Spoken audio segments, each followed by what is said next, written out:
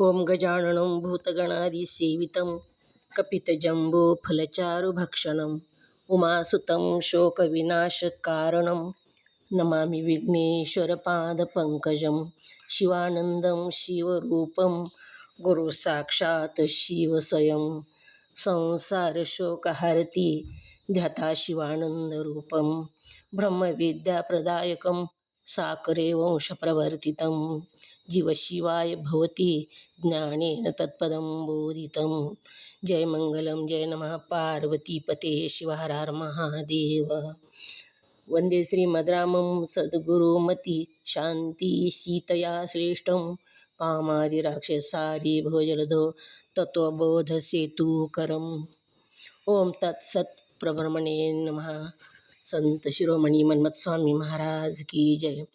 जगद्गुरु सिद्धारूढ स्वामींच्या चरणी वंदन करून श्रोत्रिय ब्रह्मनिष्ठ सद्गुरू शिवानंद स्वामी परभणीकर माझ्या हृदयामध्ये स्थापित करून सद्गुरू पंडित पितांबरजींना वंदन करून जगद्गुरू शंकराचार्यांना वंदन करून जगद्गुरू पंचाचार्यांना वंदन करून त्रिकाल वंदनीय गुरुमाऊली लिंगायक्य गुरु महालिंगेश्वर शिवाचार्य महाराज यांच्याही चरणी कोटी कोटी प्रणिपात करून श्रोत्रिय ब्रह्मनिष्ठ सद्गुरू महादेव कुंभार अप्पाजी यांच्याही चरणी अनंत कोटी प्रणिपात करून तुम्हा सर्व मुमुक्षु साधकांच्या चरणी वंदन करून आपण पंचीकरण ग्रंथामध्ये प्रवेश होऊया। पंचीकरण ग्रंथाचं पान नंबर 73 काढा।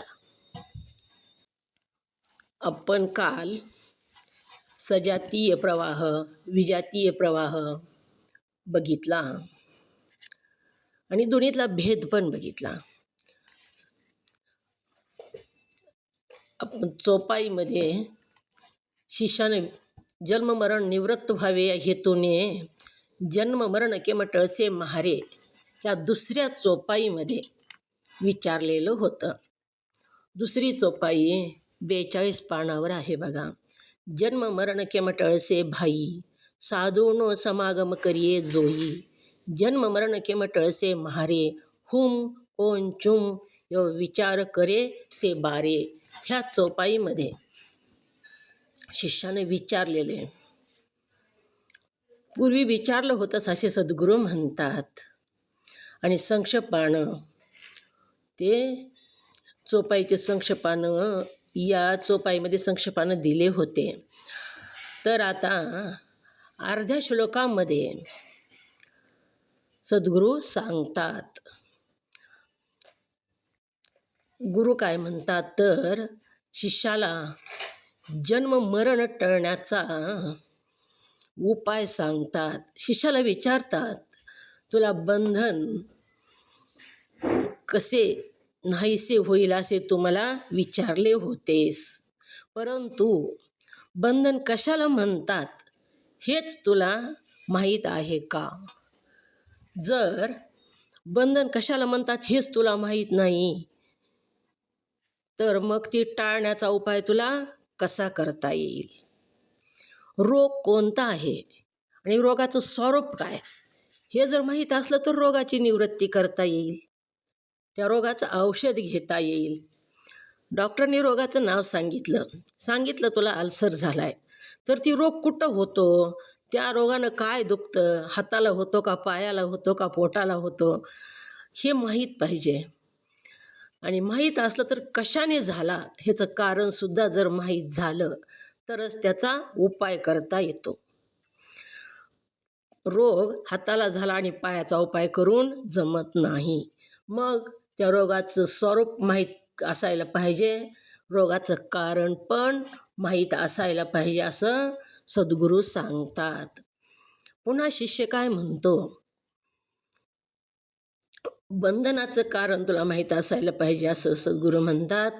शिष्य म्हणतो बंधनासंबंधाने मला काहीच ठाऊक नाही, मला काहीच माहीत नाही, बंधन कशाला म्हणतात तेही माहीत नाही आणि बंधनाचं रूप ते सुद्धा मला माहीत नाही आणि यातले मी काहीच जाणत नाही। त्यासाठी सर्व काही बंधन कशाला म्हणतात, त्याचं स्वरूप कसं हे सगळंच मला तुम्ही सांगा।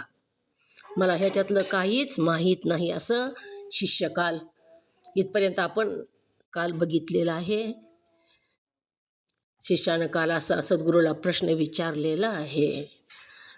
तर ओम नमः शिवाय. वाचा पुढचं श्लोक.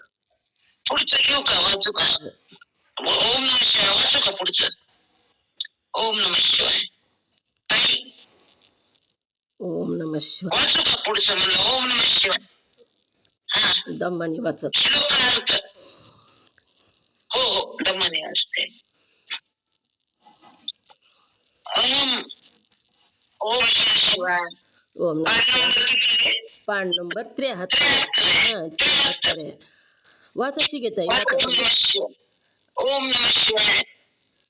गुरु म्हणाले अहम ममते बंधो ना ममते मुक्त.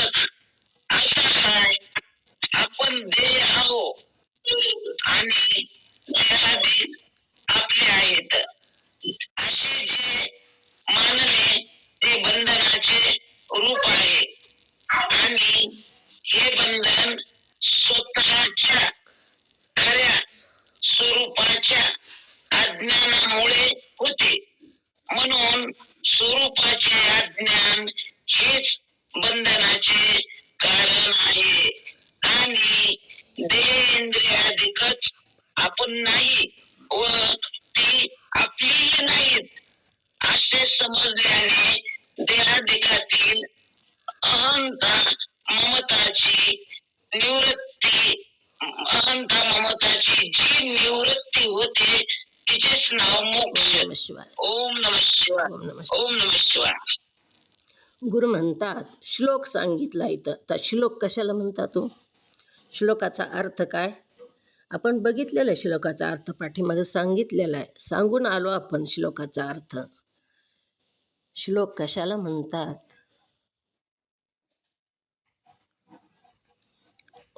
श्लोक दिलेला आहे इथं. ओम नमः शिवाय. गीताताई बोला. ओम नमः शिवाय. ते तुमच्या सर्वांना साष्टांग नमस्कार. श्लोक कशाला म्हणतात? तर श्लोकाने चुकाची निवृत्ती होते. आणखीन एक त्याला श्लोक आणखीन एक सांगा. ओम नमः शिवाय. ओम नमः शिवाय सांगू का? थांबा काकी. ओम नमः शिवाय ताई. तर श्लोकाने ओम नमः शिवाय सांगू. थांबा. म्यूट उघडू नका काकी. त्या बोलायल्यात ना, त्यांना बोलू द्या आधी. म्यूट करा. सांगा गीताताई. आवाज आला नाही मला. ओम नमः शिवाय ताई. तुमच्या सर्वांना साष्टांग नमस्कार. श्लोक कशाला म्हणतात? तर श्लोकाने शोकाची निवृत्ती होती. श्लोक असे म्हणतात. ओम नमः शिवाय. मंगेताई बोला. कशाला म्हणतात श्लोक? म्यूट करा गीताताई. ओम नमः शिवाय. श्लोकाने शोकाची निवृत्ती होती त्याला श्लोक असे म्हणतात. ओम नमः शिवाय. श्लोकाने शोकाची निवृत्ती ज्याने होते त्याला श्लोक म्हणतात. तो गुरु काय म्हणतात? अहम ममत्यायम बंधो नाहम ममोती मुक्ततः. आपण देह आहो आणि देहाधिक आपले आहेत असे जे मानणे हेच बंधनाचे रूप आहे. शिष्यानं कोणता प्रश्न विचारला होता? प्रश्न आधी कळावा. शिष्यानं प्रश्न कोणता विचारला?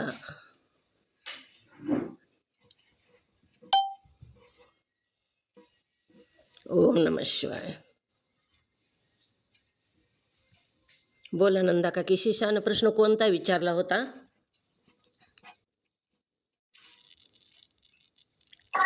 ओम नमः शिवाय. ओम नमः शिवाय. तुमच्या चरणावर शिष्याने प्रश्न विचारला होता. बंधना संबंधाने मला काही ठाऊक नाही. म्हणजे बंधन ते काय, ते कशाने होते, त्याचा नाश कसा होतो, हा प्रश्न शिष्याने गुरुला विचारला होता. ओम नमः शिवाय. ओम नमः शिवाय. हे 3 प्रश्न विचारले. बंधन संबंधाने मला काहीच ठाऊक नाही. म्हणजे बंधन ते काय आणि ते कशाने होते आणि त्याचा नाश कशाने होतो, हे प्रश्न शिष्याने विचारलेले आहेत. आता गुरु महाराज त्याचं उत्तर सांगत आहेत. आपण देह आहो आणि देहाधिक आपले आहेत असे जे मानणे हेच बंधनाचे रूप आहे. आपण ध्येय आहो. आता ध्येय कशाला म्हणावं?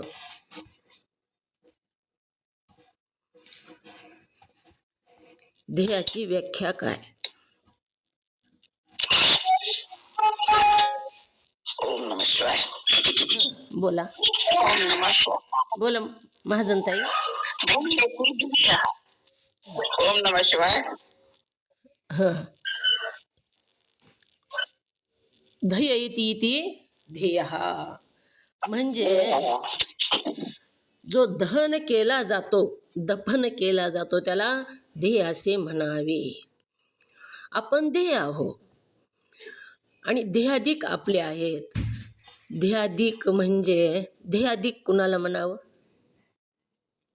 ओम नमः शिवाय. ते देहादी नातेवाईक, पुत्र पुत्री, पुन्हा बहीण भाऊ त्यांना देहाधिक म्हणावे. ओम नमः शिवाय. ओम नमः शिवाय. घरातले जे आहे तर त्यांना देहाधिक म्हणून शिवे. ओम नमः शिवाय. ओम नमः शिवाय. ध्येयाधिक म्हणजे पत्नी पुत्र ही जी ध्येयाचे नातेवाईक आहेत आणि धन, ह्याच्यामध्ये धन सुद्धा येतं, ह्याला ध्येयाधिक असे म्हणावे. आणि हेच आपण ध्येय आपणच आहो आणि ध्येयाधिक आपले आहेत असे मानणे हेच बंधनाचे रूप आहे. ह्याच्यामुळेच आपण बंधनात पडतो बघा. बंधनाचं हे खरं स्वरूप हेच आहे. हे बंधन स्वतःच्या खऱ्या स्वरूपाच्या अज्ञानामुळे होते. बंधनाचं रूप आधी सांगितलं. देह माझा, मी आणि ध्येयाधिक माझे. आता देह मी म्हणतो आपण, तर खरं तर देह आपण नाही, आत्मा आपण आहोत. आणि नाही तो अध्यास आपण लावून घेतला आणि देहाला मी म्हणतो. देह हा पंचमहाभूताचा असताना माझा म्हणतो. ओम नमः शिवाय. पंचमहाभूतापासून झालेला. ओम नमः शिवाय. बोलू नका मधात ताई, मी सांगायले ना, म्यूट करा.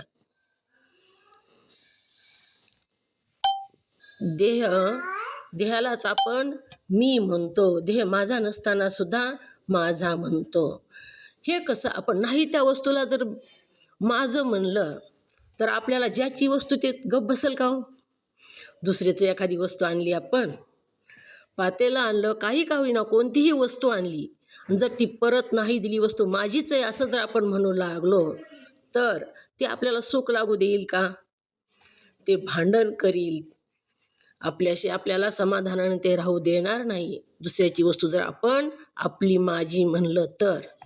मग देह पंचभूताचा असताना सुद्धा आपण देह आहो असं मानतो आणि देहाधिक जे आहेत ते माझे मानतो. हे आपण मानलेलं आहे आणि ह्याच्यामुळंच बंधन होतं. दुसरं बघा, दुसरे जे आहेत बघा, तुम्ही दुसरीकडं कोणतीही घटना घडू द्या, आपण काय म्हणतो? कुणी जर वृद्ध माणूस गेलं तर आपण म्हणतो ते म्हातारं झालं होतं, ते जाणारच. पण आपल्या घरातलं जर गेलं तर आपल्याला किती दुःख होतं.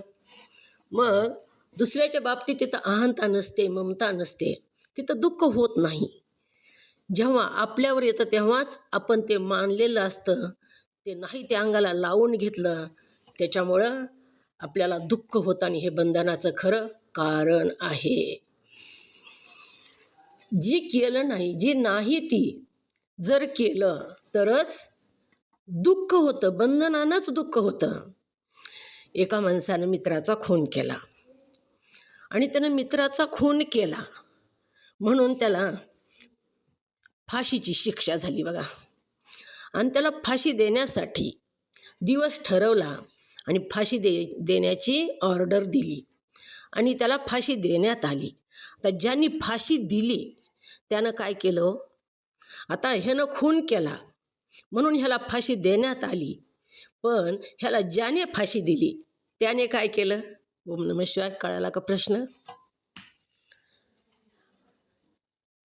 ज्याने फाशीची शिक्षा ह्याला दिली त्याने सुद्धा खूनच केला ना ह्याने मित्राचा खून केला म्हणून ह्याला फाशीची शिक्षा ठोठावण्यात आली.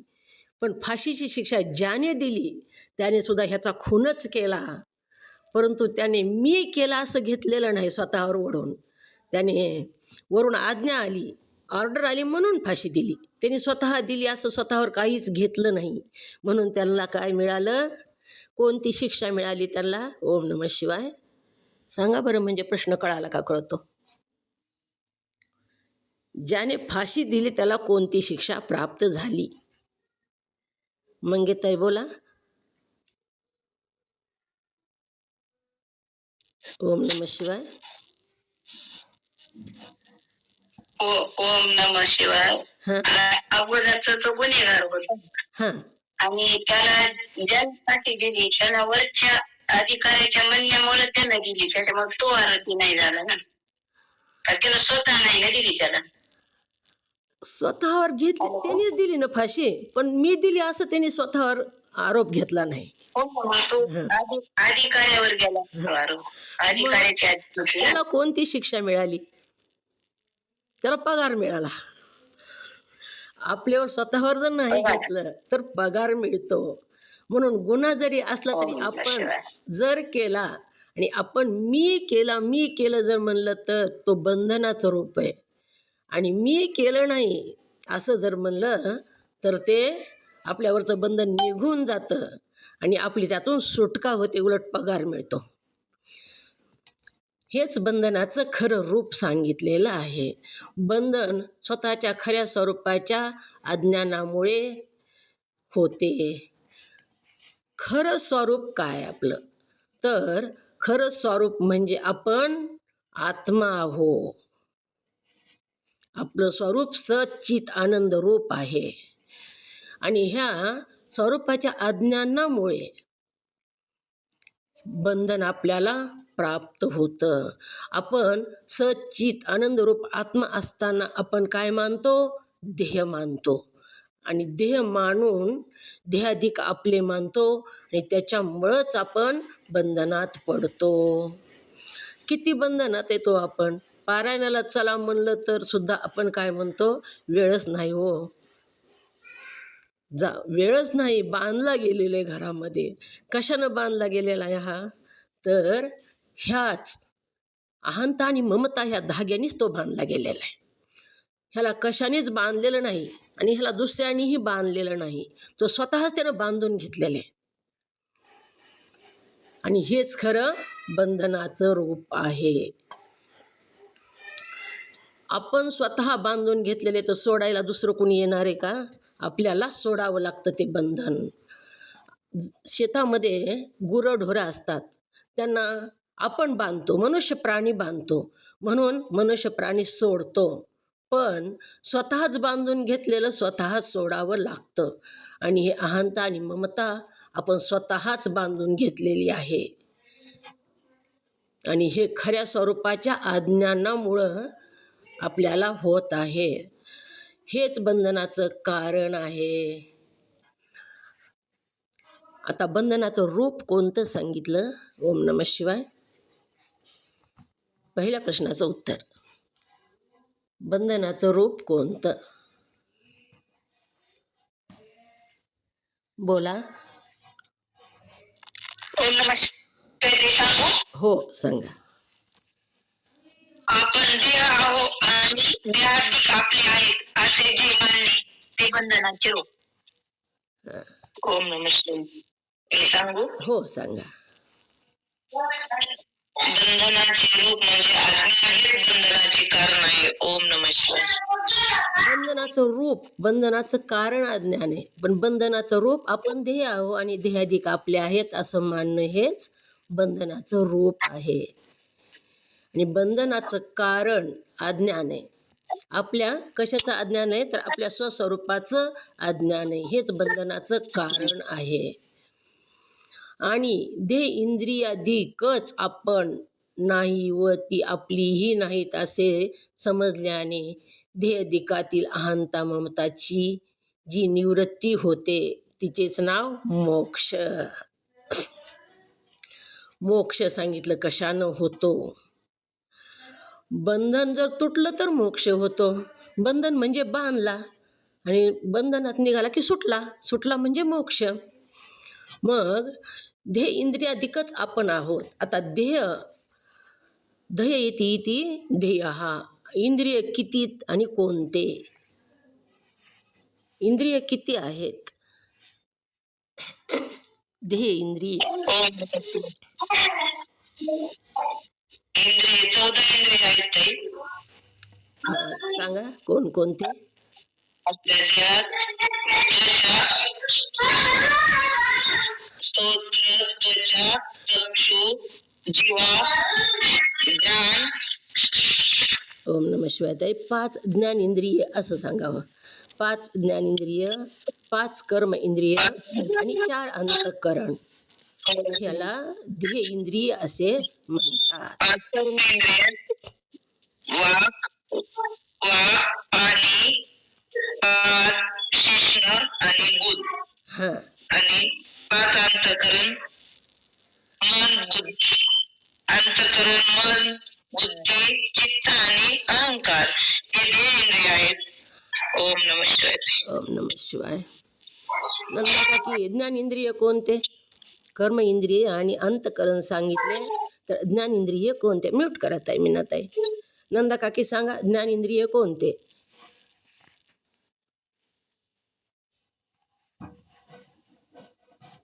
ओम नमः शिवाय. सुनंदाताई सांगा ज्ञानेंद्रिय कोणते?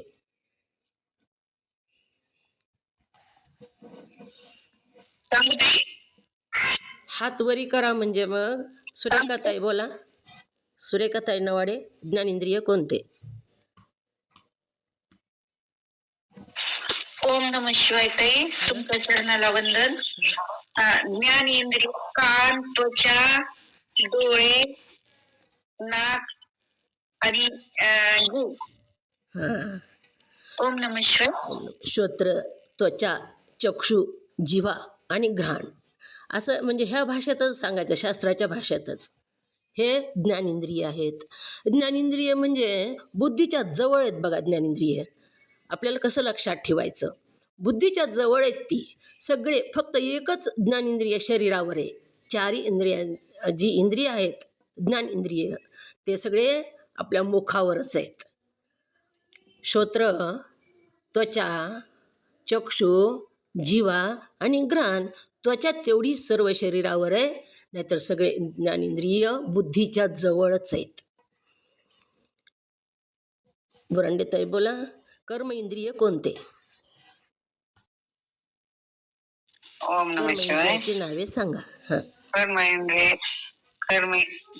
कर्मेंद्रियाची नावे हां वाक, पाणी, पाठ, गुद. शिष्ण आणि गुद. शिष्ण. हो बरोबर आहे. ओम नमः शिवाय. गीताताई अंतःकरण कोणते? अंतःकरणाची नावे.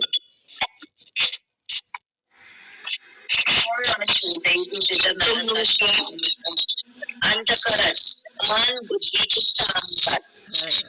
अंतःकरण आहे. ओम नमः शिवाय. काकी बोला काय सांगायचे सांगा. ओम नमः. मी इथं नव्हते, वाऱ्याला गेले होते. ते कर्मेंद्रिय सांगू का? हो सांगा. कर्मेंद्रिय 5. वाक म्हणजे बोलणे, वाचा. पाणी म्हणजे हात. पाचेंद्रिय म्हणजे पाय. शिष्ण मूत्र विसर्जन करण्याचे इंद्रिय. गुद म्हणजे मल विसर्जन करण्याचे इंद्रिय. ओम नमः शिवाय. ओम नमः शिवाय. बरोबर आलं. हो अंतःकरण सांगू. अंतःकरण हां सांगा. मन, बुद्धी, चित्त, अहंकार हे जे इंद्रिय आहेत. हो हो. असे 14 इंद्रिय. अंतःकरण कुटस्थ चैतन्याचे अंतःकरणात पडलेले प्रतिबिंब त्याला जीव असे म्हणावे. ओम नमः शिवाय. जीवाचं इथं आलंच नाही. नोट करत आहे. हे इंद्रियाधिक अहंता ममताची जी निवृत्ती होते तिचेच नाव मोक्ष. मग हे देह इंद्रिय जे आहेत ते मी नाही आणि माझे नाहीत. देह माझा नाही, देह इंद्रिय मी नाहीत. पण आपण मीच म्हणतो बघा. मी ऐकलं म्हणतो कानानं. मग ही कानानं जे ऐकलं ते मी ऐकलं म्हणतो, जिभेनं बोललं ते मी बोललो म्हणतो. आपण सगळं माझ्यावर घेतो. ही मी नाही आणि माझे नाहीत असं म्हणणं म्हणजेच मोक्ष. ह्याच्या बाजूला निघणं यालाच मोक्ष असं म्हटलेलं आहे. नुसतं पाठ करून बाजूला निघायचं नाही, तर थोडं थोडं त्याचा अंगीकार करायचा. अंगीकार केला तरच त्याचा उपयोग आहे, नाही तर पोपटपंचीचा काहीच उपयोग नाही. आपण ऐकायला बसलो, कीर्तनात बसलो, पण कीर्तन आपल्यामध्ये किती गेलं ही जास्त महत्त्वाचं असतं. आपण पाठात बसलो आहे, पण पाठात आपण बसलो, पण पाठ आपल्यामध्ये किती गेला, किती मध्ये उतरलं आहे आपल्या. आता बासुंदीचं मोठं पातेलं आहे आणि बासुंदीत बसलं तर बासुंदी मध्ये जाते का हो? मध्ये जात नाही, अंग भरून बसतं. म्हणून अंगीकार करणं म्हणजेच मोक्ष आहे, त्याचा अंगीकार होणं. नुसतं ऐकणं किंवा हे करणं नाही. म्हणून एकदाच होत नाही, पण थोडं थोडं जर आपण प्रवास केला तर झाल्याशिवाय राहत नाही. मोक्ष खूप दूर आहे आणि ते आपल्याला कसा प्राप्त होईल असं म्हणायचंच नाही. फक्त सद्गुरू जे सांगतात त्या मार्गावर चलत राहायचं. तिथपर्यंत आपण पोहोचतो ही नक्की आहे बघा. उशिरा लवकर कधी का होईना पण पोहोचणारच. फक्त आपलं कार्य करत राहायचं. सद्गुरूंनी मार्गदर्शन जे केलेले त्याच्यावर चलत राहायचं. म्हणजे सजातीय प्रवाहामध्ये राहायचं आणि विजातीय प्रवाहाचा तिरस्कार करायचा. आणि हे असं जर आपण मार्गक्रमण केलं तर तिथं आपण जाणार म्हणजे जाणारच. काशी विश्वनाथाचं मंदिर खूप दूर आहे, 1 वर्ष लागलं आपल्याला जायला. पण किती दूर आहे किती दूर आहे ही बघण्यापेक्षा चलत राहायचं, कार्य कर्म करीत राहायचं, चलत राहायचं. सद्गुरूनं सांगितलेल्या मार्गानं जर चलत गेला तर मोक्षापर्यंत पोहोचणार ही नक्की आहे. ओम नमः शिवाय. वाचा पुढचं. मीनाताई वाचा. शिष्य म्हणतात ओम. शिष्य म्हणतो, तुमच्या चरणाला वंदन ताई. ओम नमः शिवाय. शिष्य म्हणतो, या अहंता ममताची कशी निवृत्ती होते? गुरु म्हणतो, बा शिष्या, साधनाच्या योगाने अहंता ममता निवृत्त होतात. शिष्य म्हणतो, तर मग मोठे आश्चर्यच आहे म्हणावयाचे. कारण मी जी साधने म्हणून करतो त्या सर्वात तर मी देह आणि माझा देह अशा प्रकारच्या अहंता ममता असतातच असतात व कधीही कमी होत नाही. अशा त्या पहा. त्याग केला तर मी त्यागी आहे. मी त्याग केला असे म्हणतो. योग केला तरी मी योगी आहे. मी योग केला असे म्हणतो. तप केले तर मी तपस्वी आहे. मी तप केले असे म्हणतो. म्हणजे ज्या ज्या कामासंबंधाने माझ्यामध्ये माझ्या स्वतःविषयी अभिमान उत्पन्न होतो, त्यासाठी मी जी साधने करीत असतो त्या त्या प्रत्येक साधनात मी देह आणि माझा देह अशा प्रकारच्या अहंता ममता असतातच असतात. आणि आपण तर याच्या उलट म्हणता की साधनाच्या योगाने अहंता ममता नष्ट होतात. तर मग त्या कशा नष्ट होतात हे कृपा करून सांगावे. ओम नमः शिवाय. तुमच्या चरणाला वंदन. ओम नमः शिवाय. ओम नमः शिवाय. शिष्य म्हणतात, या अहंता ममताची कशी निवृत्ती होते ही मला घालवायच्यात अहंता आणि ममता, तर ह्याची निवृत्ती कशी होईल असा प्रश्न शिष्याने विचारला आहे. तेव्हा गुरु म्हणतात, बा शिष्या, साधनाच्या योगाने अहंता ममता निवृत्त होतात. अहंता आणि ममता निवृत्त करण्यासाठी साधनं करावी लागतील. साधना केल्याशिवाय अहंता ममतेची निवृत्ती होणार नाही. पुन्हा शिष्य काय म्हणतो, तर मग मोठे आश्चर्यच आहे.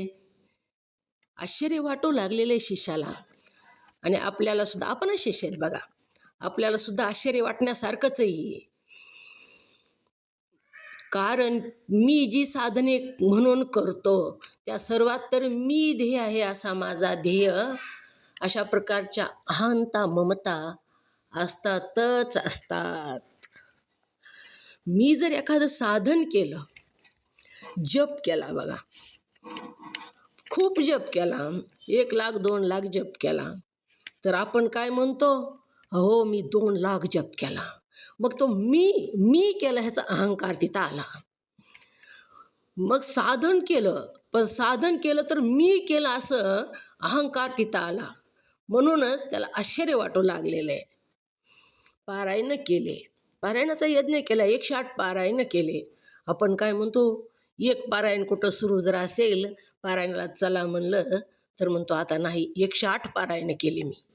मग मी केले, हा अहंकार, मी म्हणलं की अहंकारच आला. तर मग मोठे आश्चर्यच आहे म्हणावयाचे. कारण मी जी साधने म्हणून करतो, ही साधनच आहेत की केलेली आपण आता जी करतो ती. मग आपण जी साधने म्हणून करतो त्या सर्वात तर मी आहे. मग मी आला की अहंकार आला, मीलाच अहंकार म्हणतात. म्हणून करतो त्या साधनात तर मी ध्येय आणि माझा ध्येय अशा प्रकारच्या अहंता ममता असतात. मी केलं म्हणजे कुणी केलं तर ह्या ध्येयानं केलं.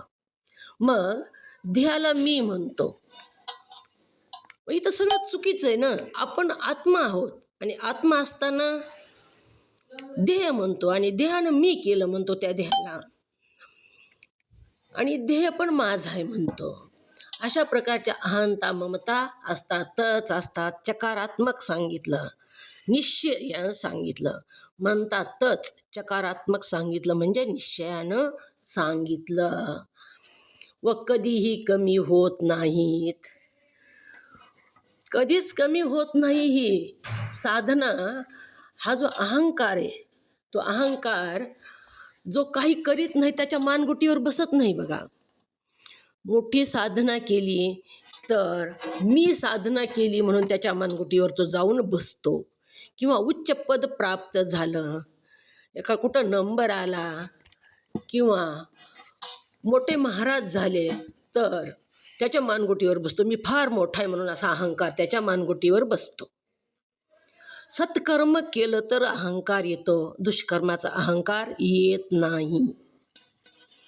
एका माणसाने शाळेसाठी 10,00,000 रुपये दिले आणि 10,00,000 रुपये दिले आणि एका माणसाने त्याच शाळेमध्ये चोरी केली 5,000ची. दोघं बरोबर चालले तर अहंकार कोणाला येईल हो? ओम नमः शिवाय. मी चोरी करणारा अहंकार, मी चोरी केली म्हणून येईल का? पैसे देणाऱ्याला.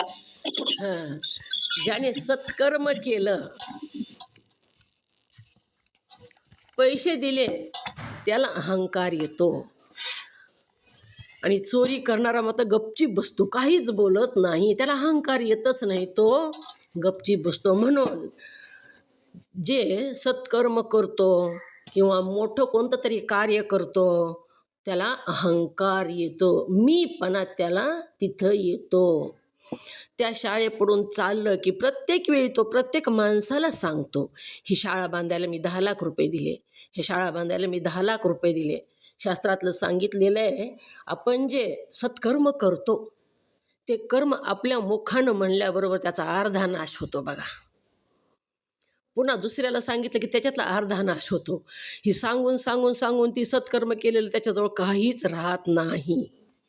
सत्कर्म गुपित ठेवायला पाहिजे, म्हणजे मी केलं नाही, माझ्याकडून घडलं, घडतं ते सर्व ईश्वर सत्तेनं घडतं असं आपण म्हणलं तर आपल्यावरती येत नाही.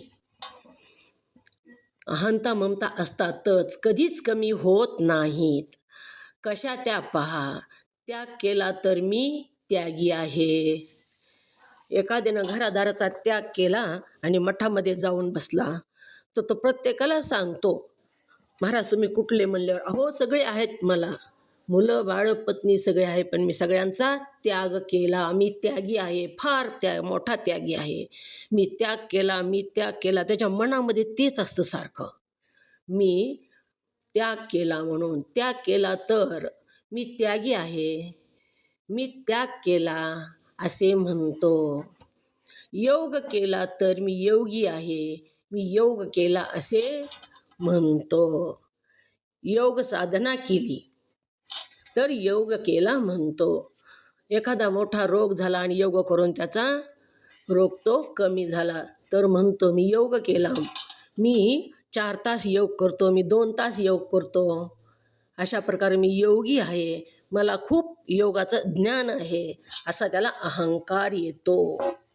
तप केलं तर मी तपस्वी आहे, मी तप केलं असं म्हणतो. तपश्चर्या केली, मंदिरात जाऊन तपश्चर्या करतो, महिना उपवास करतो, पण मी तपस्वी आहे आणि मी केलं म्हणतो, त्याला त्या कर्माचा अहंकार येतो. 5000 रोज जप करत असो आपण आणि एखादं कोणी काही करत नाही, आपलं 108 माळाची जप करतो आणि काम करतो. मग जो थोडासा जप करतो, प्रपंचातले सत्कर्म करतो, काम करतो, खरं वागतो, पण त्याला अहंकार येत नाही. जो रोज 5000 जप करतो त्याला अहंकार येतो. तप केला तर मी तपस्वी आहे, मी तप केले असे म्हणतो. म्हणजे ज्या ज्या कर्मासंबंधाने माझ्यामध्ये माझ्या स्वतःविषयी अभिमान उत्पन्न होतो. मी केलं म्हणजे अभिमानच आहे ना. मी हा अभिमान आहे, मी हा अहंकार आहे. त्यासाठी मी जी साधने करीत असतो त्या त्या प्रत्येक साधनात मी ध्येय आणि माझा ध्येय अशा प्रकारच्या अहंता ममता असतातच असतात. मी काही जरी केलं तरी मी केलं आणि माझ्या ह्या ध्येयानं केलं असं तिथं आपण म्हणतो. आणि ह्या अहंता आणि ममता येतातच येतात, निश्चित येतात असं सांगितलं. साधनाच्या योगाने अहंता ममता नष्ट होतात, तर मग त्या कशा नष्ट होतात ते कृपा करून मला सांगावे.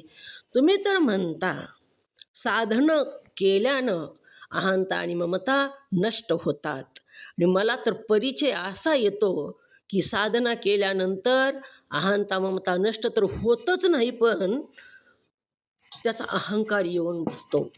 आणि अहंकाराचा धोंडा जर बांधला तर तरणं शक्यच नाही. कितीही आपण मोठे जपी असा, तपी असा, किंवा कितीही मोठे कीर्तनकार असा, मोठे महाराज असा, कोणीही असू द्या, मी केला हा अहंकार आला की तो बुडालाच म्हणून समजा. कितीही पोहणारा असू द्या, त्यानं जर दगड जर बांधला कमराला तर ती पोहू शकतो का? पोहू शकत नाही. आणि अहंकार हा दगड सांगितलेला आहे. या भवसागरातून तरून जायचं आहे तर अहंकाराला सोडावंच लागतं. एकला अहंकार त्यागिता सर्व त्यागिले होय तत्वता, मुळीहुनी वृक्ष उन्माळिता शाखा पल्लव उन्मळले. परमरहस्यामध्ये सांगितलं, एकटा अहंकार जर त्यागला तर सर्वच त्यागल्यासारखे म्हणून सांगितलं. मीपणासाठी माणसं आत्महत्या करतात बघा. मग अस्तित्व शून्य मी हा जर सोडून दिला, स्वतःचं अस्तित्व जर सोडलं तर सुखच सुख आहे. मग अस्तित्व शून्य होत नाही. अस्तित्व शून्य झालं की तीच तपश्चर्या सगळ्यात मोठी. अस्तित्व शून्य होणं म्हणजे अहंकार सोडणं, दुसरं काहीच नाही. मी काहीच करीत नाही, होतंय ते ईश्वर सत्यानं होते असं सरळ आपल्यासारख्याने मानायचं, जास्त खोल जायचं पण नाही. चांगलं झालं तरी देवाचं, वाईट झालं तरी त्यानंच केलं, सगळं त्याच्याच सत्यानं होतं. मी काहीच करत नाही आणि त्यानं माझी व्यवस्था केलेली आहे आणि केलेलीच असते बघा.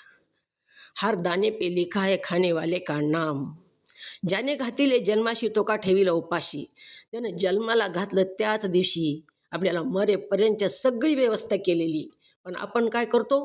मी केलं म्हणतो. बरेच लोक सांगतात बघा, मी काहीच नव्हतं हो वाडवडिलाचं, एवढं शेत कमवलं, एवढं घर बांधलं, जागा घेतली, जागा घेण्यापासून सगळं मीच केलं. मी हा जो मी आहे तो एकला अहंकार त्यागिता सर्व त्यागिले होय तत्वता. मुळात सगट वृक्ष उन्माळ्यासारखं होतं अहंकार जर गेला तर. म्हणून इथं शिष्य म्हणतो, हे अहंकार, ह्या साधनाने तर अहंकार येतो आणि तुम्ही तर म्हणता साधन आणि अहंकार जातो. गुरु म्हणतात, वाचा ताई. ओम नमः शिवाय ताई. वाचा. तुमच्या चरणात वंदन. गुरु म्हणतात, देहाधिकातून अहंता ममता घालविण्यासाठी तो साधने सांगतो की सर्व विवेक आणि विचार या वाचून निरुपयोगी आहे. कारण असे पहा की आत्मा व अनात्मा यांच्या संबंधाने विवेक न होता तो सांगतो की साधने जर केली तर त्यांच्या योगाने अहंता ममता कमी होत नाही. इतकेच नाही पण उलट दुप्पट वाढतात. मात्र कारण ज्या जातीचा आणि वर्णाचा जीव असेल त्या जातीचा आणि त्या वर्णाचा अभिमान अगोदरच त्याच्या ठिकाणी असतोच. आणि तसा जर अविवेकाने एखाद्या पंथाचा विष त्याने धारण केला तर त्याला त्या विषाचा आणखी एक जास्त अभिमान उत्पन्न ओम होतो. नमः शिवाय. ओम म्हणून नमः शिवाय. बस झाली, एवढंच होतंय आज. ओम नमः शिवाय. देहाधिकातून अहंता ममता घालविण्यासाठी तू साधने सांगतोस. गुरु काय म्हणतात? गुरु म्हणतात ही शिष्याला समजून सांगत आहेत. देहाधिकातून अहंता ममता घालवण्यासाठी तू साधने सांगतोस.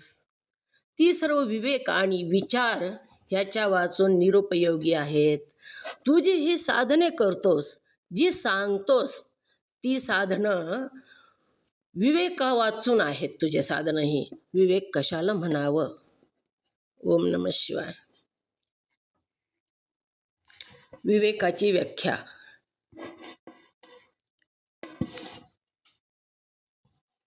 गीता ओम नमः शिवाय सांगू का? गीताताई. ओम नमः शिवाय ताई. सांगू का? हो, सांगा. विवेक कशाला म्हणतात? आत्मस्वरूप नित्य आहे आणि त्याच्या व्यतिरिक्त सर्व काही अनित्य आहे असा जो मनाचा निश्चय त्यालाच विवेक म्हणतात. ओम नमः शिवाय. आत्मस्वरूप नित्य आहे आणि त्याच्या व्यतिरिक्त जे सगळं आहे ते सगळंच अनित्य आहे असा मनाचा निश्चय. नुसतं तोंडानं म्हणणं नाही तर मनाचा निश्चय, ह्याचेच नाव विवेक आहे. मग विवेका वाचून आत्मस्वरूप नित्य आहे, खरं आहे आत्मस्वरूप, त्याच्या व्यतिरिक्त काहीच खरं नाही असा विवेक तुझ्याकडं नाही. तू देहालाच मी म्हणत आहेस हे सांगतोस. ते सर्व विवेक आणि विचार या वाचून तू विचार करत नाहीस आणि विवेकही तुझ्याकडं नाही. या वाचून निरुपयोगी आहेत. ही साधने जो केलेली आहेस तू करतोस, ती विचार आणि विवेक ह्याच्या वाचून करतोस. त्याच्यामुळे ह्या साधनात काहीच उपयोग नाही, निरुपयोगी साधन आहेत ही. आणि खरंच ही बघा, असे साधन आपण केलेले आहेत आणि करतो सुद्धा, पण मी केलं असं म्हणतो. ही साधना करत असताना 4 प्रकारचे लोक असतात बघा ही साधना करणारे. ही भक्त जे असतात हे साधना जी करतात ती 4 प्रकारचे लोक असतात. साधना करत असताना मी केलं ही म्हणायचं. 4 प्रकारची भक्ती करतात ते लोक. कशी करतात तर सर्व प्रपंचातलं सगळंच करतात बघा. काही काही लोक, त्यांना पाप पुण्य नीती धर्म काहीच नसतो असे काही लोक असतात. काही लोक धर्मानं वागतात, शास्त्रात जसं सांगितलं तसं वागतात. पण शास्त्रानं काम जी भोग घ्या, शास्त्रानं जसं सांगितलं त्याप्रमाणे ते वागतात. आणि 3ऱ्या प्रकारचे जे असतात ते ज्ञान प्राप्त करतात, ज्ञान प्राप्तीच्या मार्गावर असतात. आणि 4थ्या प्रकारचे लोक जे असतात ते मात्र ज्ञान प्राप्त करून घेतले